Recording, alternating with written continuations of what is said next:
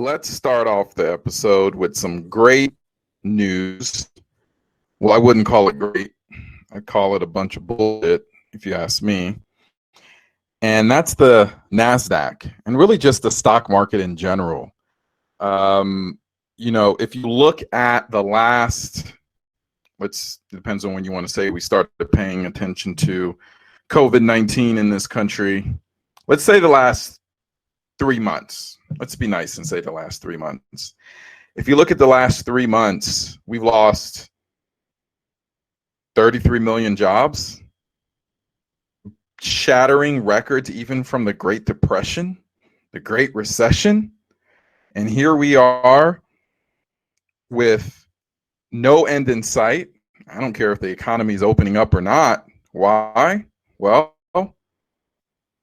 the government is doing a hell of a job, whether that's Trump, whether that's governors, whether that's mayors, doesn't really matter. They're doing their best to try to supply the services, to try to supply the products. But they're forgetting about the other side of the equation, and that's the demand. We don't have the demand coming. People don't feel comfortable to spend money. People don't feel comfortable to go out without worrying about getting sick. And I think just that whole concept of the demand side, we're not just going to people are going to get back to work. To work, sure. To do what? For who? When? So all that said, we've got job losses. We've got no end in sight. And when things are going to, it's not like a lot of things. It's not just the idea that the objective nature of it, the fact that we're open back up. It's the feeling or emotional aspect of it. And that can't be ignored. How soon are people actually feel like they can go out, have a nice dinner, go out to a concert, go out to a game, go out anywhere? Can you go out to eat with a mask on? How does that work? You're going to be sitting in pods? It's a mess. So we've lost 33 million jobs. If you go back, you know what? Let's go back even further. Right now, the NASDAQ, let's start with the Dow. It doesn't really matter. All these numbers are inflated by the Fed anyway. It's all trash. It's all fake news, right? If you want to go back to, let's go back to 3 months ago. Let's go back 2 months. The Dow was around 25,000. That was before all the job losses. That was before all the job losses. So we're going back 8 weeks. March 10th, the Dow closed at just above 25,000. The Dow closed at 24,331 on Friday. After 33 million jobs have been lost in that time span, shattering all records. I mean, listen, I don't know what the hell is going on, but I can tell you that the markets, Wall Street, is completely detached from the reality in which people are living. Our government, the media, has done nothing but focus on really vanity metrics. There are no metrics that you turn on your TV and look at that actually apply to the average individual. Other than this, there are no, put it like this, besides the job loss, like the unemployment numbers that come out, they focus on the Dow, they focus on NASDAQ and the S&P, maybe the gold price, even crypto. Because crypto is still a luxury good to a lot of people. Oh, and oil, right? But what they don't do is present anything that matters to the average person. What are the metrics there? The average person, I think the stat is 85% of all stocks or financial assets. I think of all stocks, and that includes IRAs and 401ks. 85% are owned by the top 10%. But that gets beat into our head all the time. So like I said, the government and media has only focused on everything related to the markets, to the stock markets. And then they scream about the unemployment rate, which they should, but they never scream about the discrepancy and why we've had already $6 trillion in 2 months go towards the stock market. And all everybody else got was, we're $1,200 checks, and maybe some people are getting unemployment. Uber's laying people off. Lyft, a lot of people are getting laid off. We're not back to normal anytime soon. And meanwhile, we got Nancy Pelosi, who's, listen, I don't know if she doesn't care, feels like she's untouchable, but I don't know if you saw this news. The next bailout, which I can't tell if it's the fourth or fifth bailout or sixth bailout at this point, they want to actually bail out corporate lobbyists. So the guys who write these crappy bills that the majority of us have to live under, because we know, really, if you want the reality of it, no real Congress, nobody in the Senate, nobody in the House really writes these bills. It's the lobbyists that writes these bills. You remember, I don't know if think about corporate America or even a recommendation letter. We've all been there. Someone who you want to give you a recommendation, sometimes they tell you to write a recommendation. Sometimes your boss says, you write the email, I'll send it. Well, in this scenario, lobbyists, they write a lot of our bills. So I guess that's why Nancy Pelosi feels that they need to build out. They need to be bailed out. I think this is sick and it's despicable. And I'm telling you to start paying attention. This next bill is going to be a mess. That one bill, the $2 trillion bill, that was a mess. It was nothing but a giveaway to the largest corporations, the ones that have been improperly handling their books and their business and taking risks with buybacks, not reinvesting, not having money back on their balance sheet. That's what that was for. This one is going to be more of that, because more businesses are getting into trouble, but what they should be doing is giving it to the more of a focus on small business, more of a focus on the individual. But they're not going to do that. Yeah, they might bail out the states, but why are we bailing out these corporate lobbying groups? One of the days I'm going to do an episode on how do we fix America, and I can tell you top 3 in my list got to be top 2 on that list, right next to term limits for everyone in Washington. And and that goes not just for the president, who already has them. I'm talking for senators, people in the House, and this is going to sound crazy, the Supreme Court and other federal courts. But outside of that, I think the next thing is lobbying money. Any kind of money. We've got to cut that out. But you see this sort of sick game where somehow these lobbyists now need bailed out. That's insane to me. Completely insane. We have a $25 trillion national debt right now. 25. I don't know if that number even matters anymore. It was like 22 when Trump started, maybe 23. I can't even remember. But we've added like 2 to 3 trillion, I swear, in the last 3 months. And we say, oh, that's money we owe ourselves, or, oh, we'll pay it back. We're never paying that back. We've got 2 options. We're either going to inflate that money away, okay, which means that essentially we have to print more money to cover the money that we already printed, as stupid and crazy as that sounds. That's what we're going to have to do. Or we default on it. We're not going to default on it.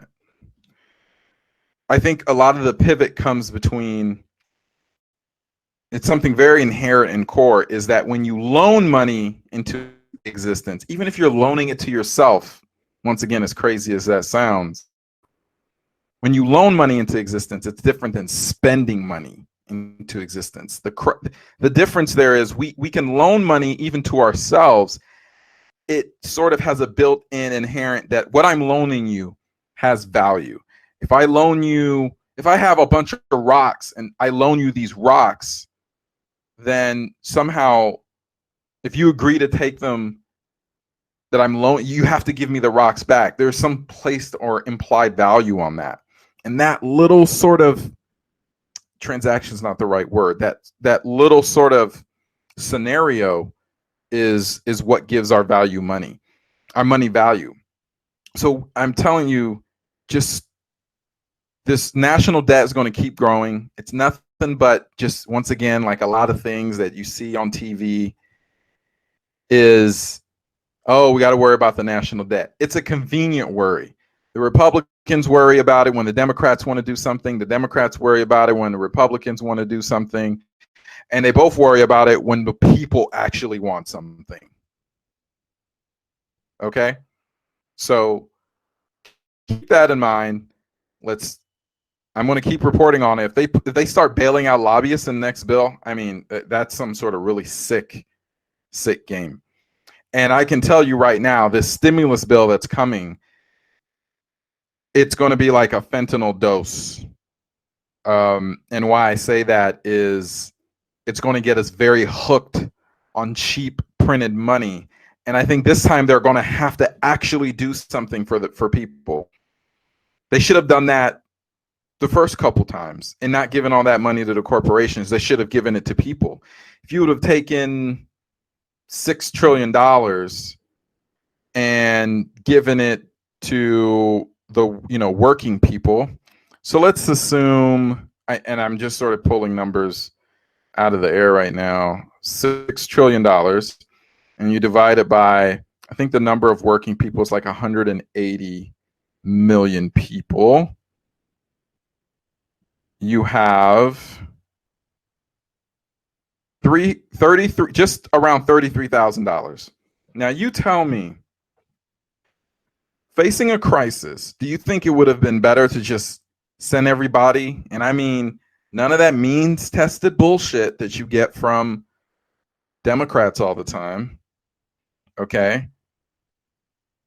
If you would have just taken $33,000 and sent it to every working person and said, this is what you're going to get for the rest of the year, as we sort of try to make our way through this pandemic, I think if you're going to be giving money to people, you give it. If you're going to be printing money, what you need to do is give it directly to the people, not corporations, because those people are going to use that to pay their bills. People are going to use that to, maybe some aren't in a bad situation, are going to use that to maybe invest. You go bottom up. We've been going top down for decades, trickle down or not. We've been going top down for decades. We need to go bottom up. Okay. So my concern now is they're going to give out this next stimulus bill is going to be huge. I think we're going to get news this week coming up, either Monday or Tuesday.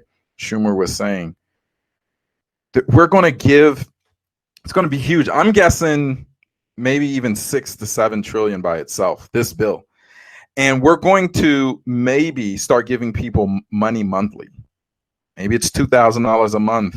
I'm sure there'll be means testing attached to that. And if you don't know what means testing is, instead of just giving it to everybody, you create these sort of hoops and steps for people to qualify to get any sort of money from the government. And I'll tell you why that's stupid. Because the effort to jump through those hoops is often not worth it at all to the people. And it's certainly not, it hurts the execution and implementation of it. And it assumes a lot about everyone's scenario. So I've always been against any sort of means testing. If someone's getting, let's just say, if someone got $2,000 a month, all right, for someone that's making $4,000 a month, $5,000 a month, $2,000 a month is a lot of money. You're talking anywhere from 40 to 50% increase. That's if you're still working. Okay. But if you're making a lot of money, say you're making 100,000 a month, you're making $1 million, over $1 million a year, right? What's $2,000 a month? Who cares? Who cares? I don't even care if that person gets it. Get people the money, let them figure out what they want to do. So we're sort of like teetering on this whole UBI concept. And when I say fentanyl dose, I mean like we're going to get hooked on this and we're not going to be able to get off of it. And we're going to have to keep printing money because they're never going to balance the budget to support this. And let people have this for even 6 months. By the time this bill passes, it might be June. It sure as hell will be July before people get any of this new money that they're talking about. If they get anything decent, if they don't keep giving it to all the large corporations who mismanage their companies, or even the governments, the state and local governments, which mismanage their money as well. I mean, I saw some stats on Chicago or Illinois as a whole. I mean, my goodness, talk about mismanagement.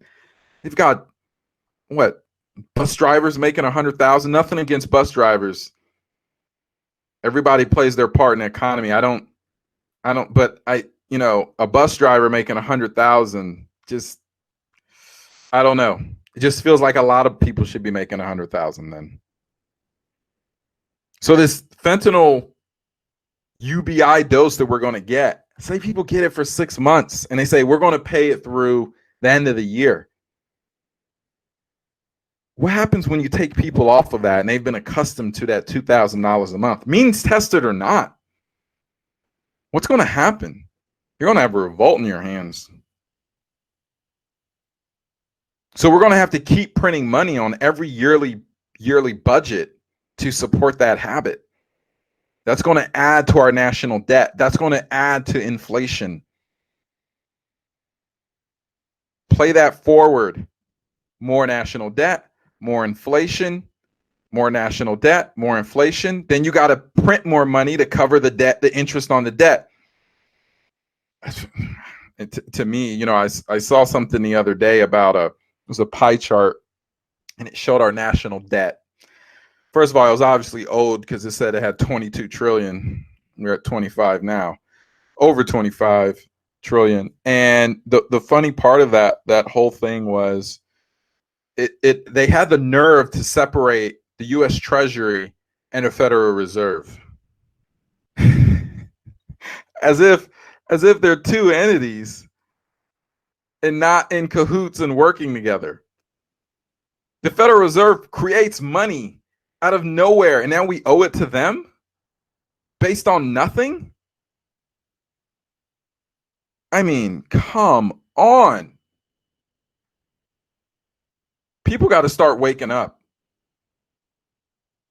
Our production is being stolen with all this printed money.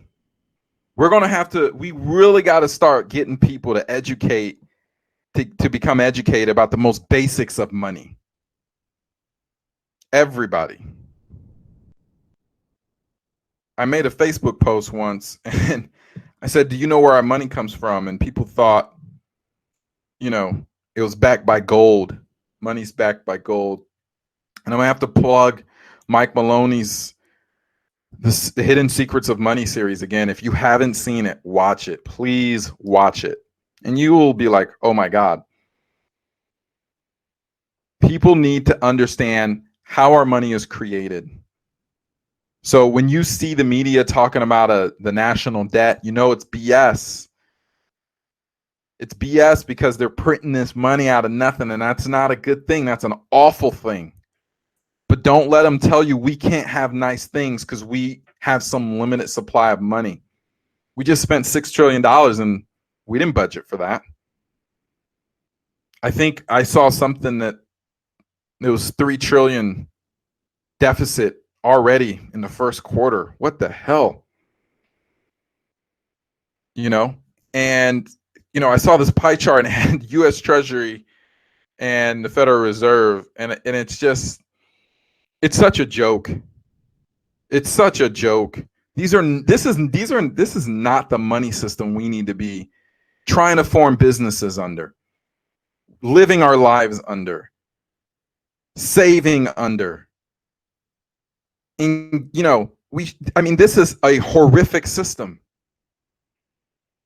When money is printed, your production and your time is being stolen from you. There is no other way to put it. None. How do I know that? Well, if there's a certain supply of money, and that supply, let's say it increases by 10% in 2-3 years, which is probably true, right? 15%, 10-15% in even a year or two. Well, what once cost you $100 may cost you $115. Well, how do you get that as extra $15 to make up the difference? Well, you have to work longer. How do you work longer? Spend more time. Like I said, the Federal Reserve and the current monetary system is literally stealing from you and everyone you know. And it's only benefiting the very small but select few who are at the top, who are benefiting from being closest to the faucet. And that's the Cantillon effect. It's either Cantillon or Cantillon effect. Essentially, the cost of money is cheapest the closer you get to the source of money. The banks get the money from the Federal Reserve at now like 0%, 1%. Well, look at your credit card statement. Look at your mortgage statement. Look at your car loan statement. Look at your personal loan statement. I guarantee you, yeah, you might have got a promo for 6 months or some special deal. Some people, 0%, 1%. But ultimately, I know your credit cards are in the teens, maybe even in the 20%. Even with good credit, you're paying 3 to 4% on a home, and that's with 20% down today. What is that? That bank might have paid nothing for that, especially now that they've gotten rid of the reserve limit. Banks can just loan money they don't even have reserve on. It used to be a horrible 10%. Now it's nothing per the stimulus bill 2 months ago. Just something else terrible that the media doesn't talk about. So we need a new monetary system. What could that be? Well, let's talk about crypto now. Right?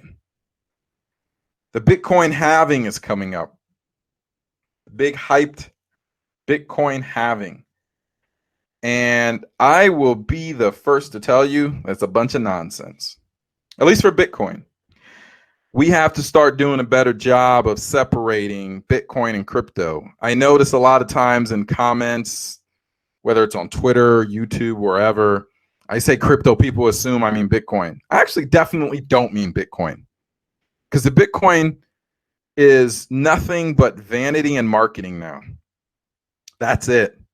The use case is down to a store value. It's down to being digital gold, which is not even a use case in 2020. It wasn't a use case really in 2010, because the entire concept of gold as money is archaic and old. If we were starting from scratch today, you can't make me think for a second. If we were starting from scratch with the technology we have, which is essentially what crypto's proposition is, that the technology we have, we can form a better monetary system and thus a better economy for everybody. You can't tell me that starting from scratch today, somebody would say, well, yeah, we need to use something gold back. No, we wouldn't. So the entire concept of gold says, oh, it's going to be gold backed. Well, now that we have this technology with blockchain technology, encryption, decentralized networks, some are uncensorable, privacy, these things are iterating and getting better and better every day. We don't need gold backed. So when Bitcoin says it's digital gold, it's like a digital concept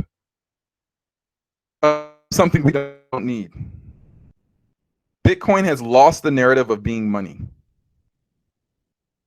And no one can, until I see protocol improvements to Bitcoin, you're not going to convince me for a second that Bitcoin wants to be money or even can be money.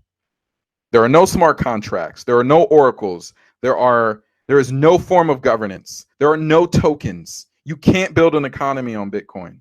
So all this halving stuff is just pure hype. It's hype on an archaic proof of work sort of model. I'm fine with proof of work. It can continue. Fundamentally, we need to move on from that to something else.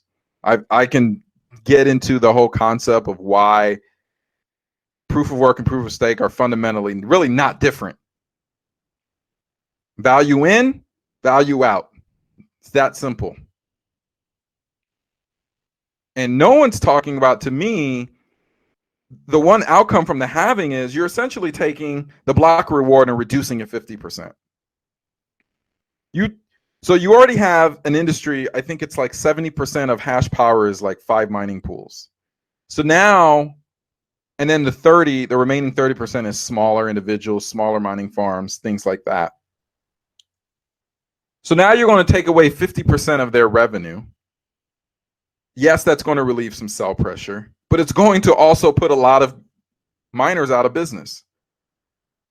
So the very likely outcome is you're going to have centralized mining. I wouldn't be surprised that if by early 2021, we have 3 mining pools that hit 85, 90%. And people are going to tell you Bitcoin is decentralized. And it is, depending on how you look at it, like any coin. There's multiple layers of decentralization. That's another talk for another time I'll do. The entire concept that there's a decrease in supply, somehow that gives it inherent scarcity, is not really a value proposition. The value proposition of cryptocurrency is first and foremost transparency. Trustlessness and transparency. Why? Because it's not that Bitcoin's inflation rate is going down because there's less blocks being produced and thus less Bitcoin being produced. I mean, it's not that the same number of blocks, it's more so that the block reward is going down. So there's less Bitcoin to sell. It's not that the scarcity is the big deal. It's that we know when the halving is because of the transparency. We know how many coins there are. We know how many we can project in the future based on block rewards and block times. It's no different for any other coin, the majority of other coins. So there's no benefit to just this halving scarcity concept. Oh, it's scarce. Who cares? With no real use case, store value, digital gold. We don't even need gold.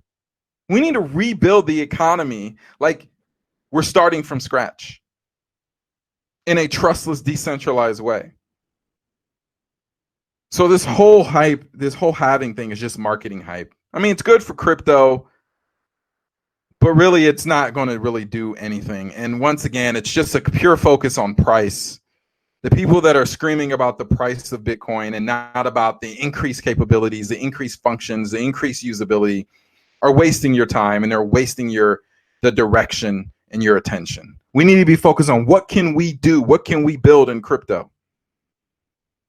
What are the mechanisms that we can create or use to build a new digital economy in a trustless way, in a private way, in a way that's uncensorable?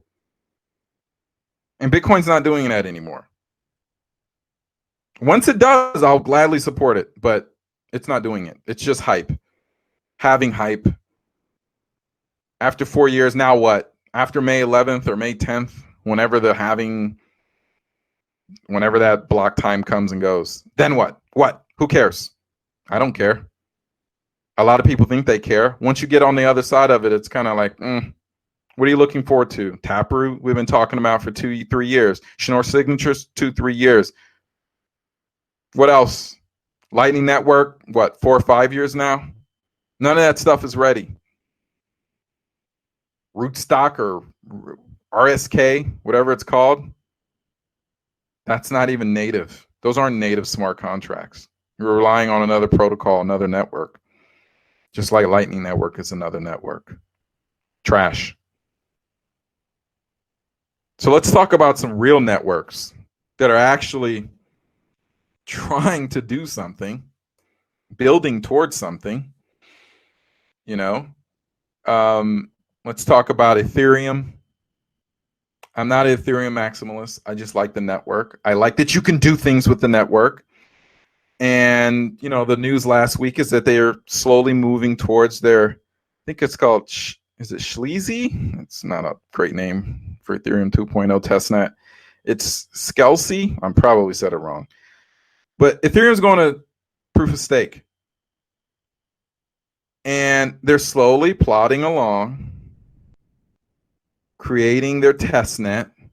So the old, one thing to keep in mind, Ethereum 1.0 isn't going away. It's going to exist in concert with Ethereum 2.0.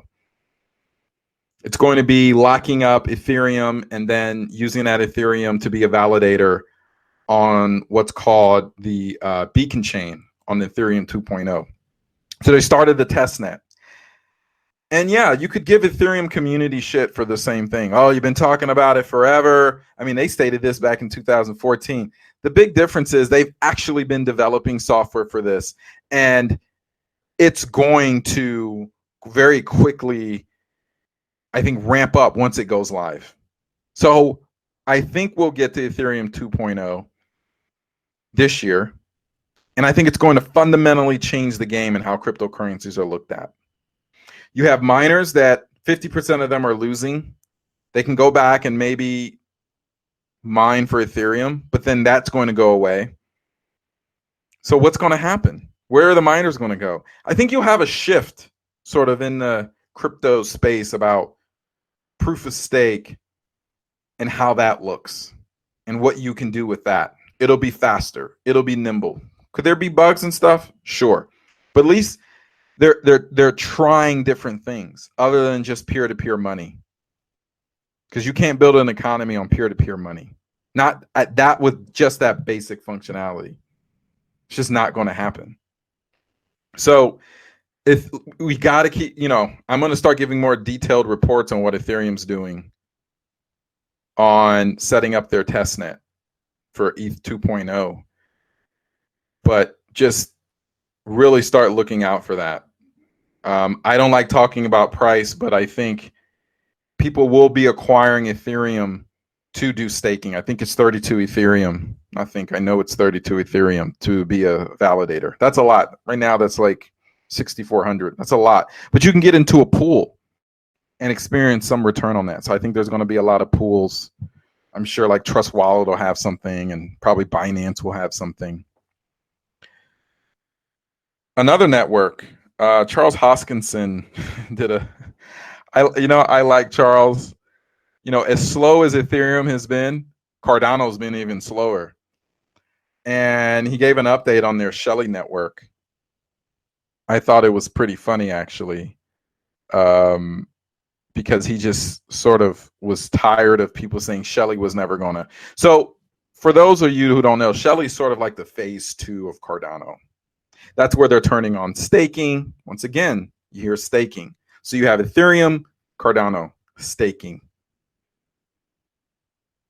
Tezos, staking. Cosmos, staking. That's where we're going.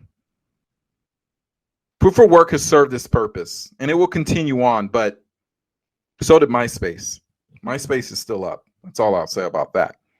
So Cardano, ADA, you know, Hoskinson came out and, you know, people were mad. It looked like he was in some sort of sports car, so people wanted to give him shit for that. That guy's worked really hard. He was involved with Ethereum. Listen, I don't even own any Cardano. I just like the way this project has been very diligent, slow, methodical about how it's developed their network. And it's going to enable different sorts of business models, things that Ethereum can't even potentially do. The gap that that Cardano's going to have is they don't have sort of the mind share of the developers like Ethereum has. They don't have the tools like Ethereum has, you know. So Ethereum has a leg up with developers and tools, but that can change over time. But I'm very excited about, once again, you can do validators for Cardano. He said without doubt that Shelley, which turns on staking and a host of other functionality for the network, for the Cardano network, is going to go live this year. So keep a lookout for Cardano. Keep a lookout for Tezos.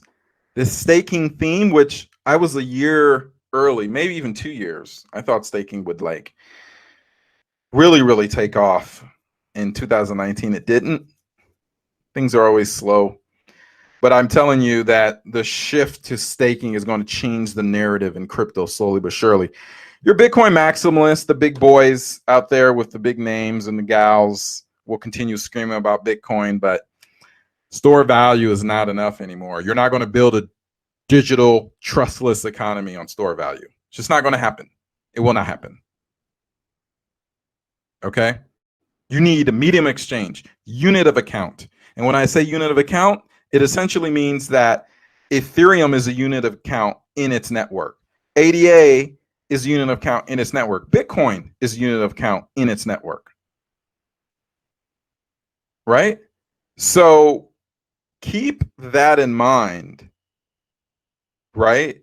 When people talk about what's going to happen in the future, start trying to wrap your head around unit of account. That is at the core. So in a traditional world, the US dollar is unit of account, obviously in America, and really for most currencies, because most currencies are measured against the US dollar. But sooner or later, we're going to shift from what a specific cryptocurrency is worth in USD, and more so what you can do with a cryptocurrency in that network, in that ecosystem. And then it's a unit of account for that network. And with the other technology implemented, it is also a store of value for that network and also a medium of exchange for that network. And then that network's going to let you do what? Use smart contracts, oracles, and governance to do what? Whatever the hell you want. Are we going to have bugs? Are there going to be failures? Yes. But we're going to learn from it and move forward. Some networks don't let you do anything, but just move point A to point B. Maybe point A to point B, C, D, E, and E, and F. But not complex transactions. You're not going to build dApps on some networks. So let's really start thinking about the shift in a unit of account. And that ties back to what I was saying earlier about our national debt and what Republicans and Democrats, how they spend our money, and why NASDAQ is where it was in December or where it was in February, and we've lost 33 million jobs. The unit of account under which we live is trash. It is a severely flawed, abuse, and corrupt system that we need to start looking for alternatives for. And the only way you're going to really be able to even have that opportunity is if you take the time to learn about crypto and what's going on in this space and see how that all ties together with narratives, with propaganda from politicians, from the media that's on TV, and even within the cryptocurrency space where some people support coins that don't do anything. Coins that don't do anything and will not fundamentally change the way our economics work in this country. And this is not financial advice, but the one thing I'll tell you is start thinking about investing in things that can't be printed. When I say that, I'm talking hard assets. I'll even put precious metals there. I'd rather you buy gold than stocks. Because at least gold has, while I don't believe it should be used as money, at minimum, it has a commodity purpose. So does silver. So does platinum. Crypto, major networks, you just can't print your own Ethereum. You can't print your own Litecoin. You can't print your own Bitcoin. You can't print your own Cardano. Cryptocurrencies are hard, quote unquote, digital assets. Think about land.